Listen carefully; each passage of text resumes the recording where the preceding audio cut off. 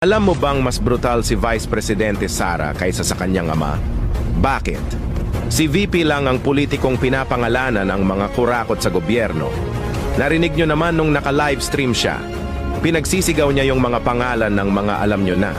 Kapag hindi pa siya mapapabagsak ng admin.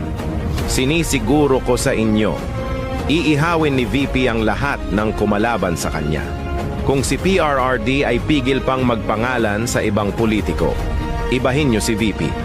Dahil wala siyang espesyal na connection sa mga Marcos. Kapag yung impeachment na yan ay hindi magtagumpay, kahit maglakad pa kayo ng paluhod sa simbahan ng Quiapo, walang makakapagligtas sa inyo. Sino ngayon yung pinakasimpleng strategic pathway dito? Si Sara. Wala siyang alliance. Kaya nga, dangerous si Sara pag na-survive niya to. She's going to be the most dangerous politician. Because if she survives this, mas malala pa siya sa tatay niya dahil kahit sa mga Marcos, wala siyang utang na loob. May family, lalo na si Vice President. Ikaw bukas mag-presidente yan. Was-was yung lahat dito. No, on a longer term, kung tatakbo yan, mananalo yan. Dahil nga sa ginawa ninyo tuloy yung ano. Hindi pa kayo nakakita ng kalaban katulad ko. I am not like them.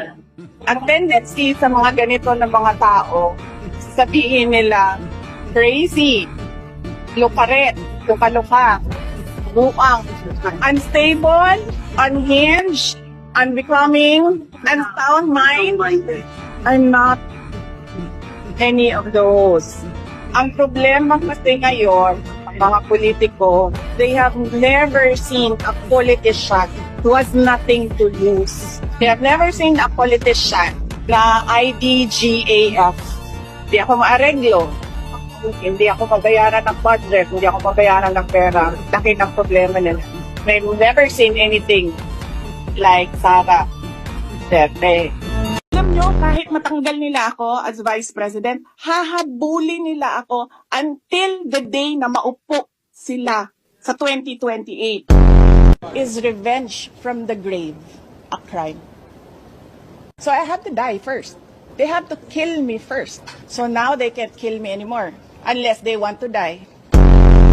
I don't appreciate